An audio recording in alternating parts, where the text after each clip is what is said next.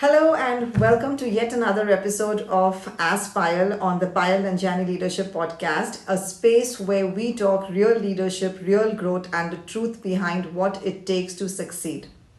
And in today's question, it comes from Christopher, and he's asking, is it really necessary to play corporate politics, and how do I do it? Well, great question. During my one on one sessions, I always ask my clients this question: how good are you at navigating corporate politics and understanding it? And most of them, now let me tell you, most of them shy away. Why? Because this word instantly brings up discomfort, maybe frustration, maybe exhaustion, because it is so related with negativity. But here's the deal, my friends. Politics at workplace is real. It's human behavior, right? It's influence, it's power. And when you choose to ignore it, you give away that power of yours. I'll give you an example. One of my clients, at an executive at a non-profit, and she would always tell me that throughout these years, she always refused to participate and engage in any corporate politics. She believed that politics was dreadful, it was dangerous, it was unnecessary and negative. And she thought that she was here just for her work and she should give her best at her work. However, she was entirely unprepared and out of depth when, after several years of her careers, she was not moved to the next role and she failed to meet her goals. It was not because she had neglected to form relationships with people, but because she refused to be in any of the inner circles of politically well-connected people. The experience made her realize that it was high time that she really became intelligent at her work. Even though she was consistently delivering her results, even though her team respected her, her performance reviews were growing, but she was still stuck. Year after year, she was getting passed on for promotions, while others with less experience moved ahead. So by the time she came for coaching to me, she was feeling so frustrated and invisible. And when we unpacked what was happening, something became very, very clear. My client believed, like many of us do, that hard work speaks for itself. But in a world of leadership and tough corporate politics, hard work is not always visible, my friends. You have to be knowing how to speak about yourself. You have to have people speak about you.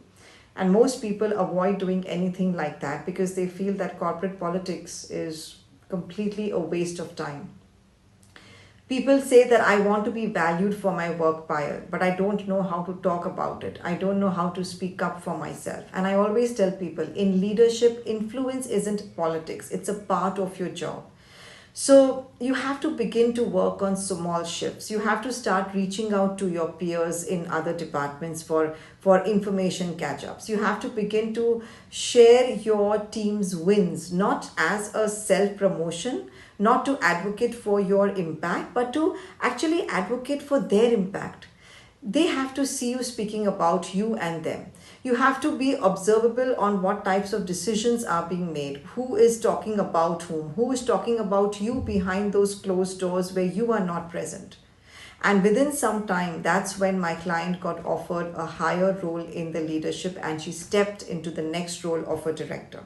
Not because she changed who she was, but because she learned how to navigate the system without losing her own values. Now, a lot of times what happens is you have to ask yourself, where are you waiting for your work to speak up when it's actually time for you to speak up for your work? Now, before we dive into it more, I want to just clear the air a little here. When we hear the word corporate politics at workplace, most of us immediately think of manipulation, gossips, backstabbing, favoritism, power game. But that's not the kind of politics we are talking here. The truth about corporate politics is that it exists in every organization. It can be subtle, it can be high, but these are the unwritten rules, my friend, of the companies. And if you want to grow and if you want to become successful, you want to become a manager, a director, a VP, a CEO, you have to go beyond and you cannot ignore this one aspect. Now, you don't have to play it dirty. Let me tell you here. In fact, in my book, I have written that politics can be played very clean, but it is inevitable, my friends. All the workplaces are built politically to some extent.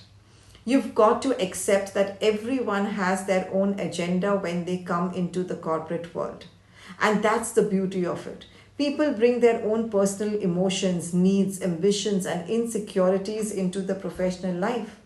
So we all want to be successful, and often these ambitions and emotions don't align with everyone else around us because we bring in different elements which are competing for limited resources, and this is bound to lead to uncomfortable political climate.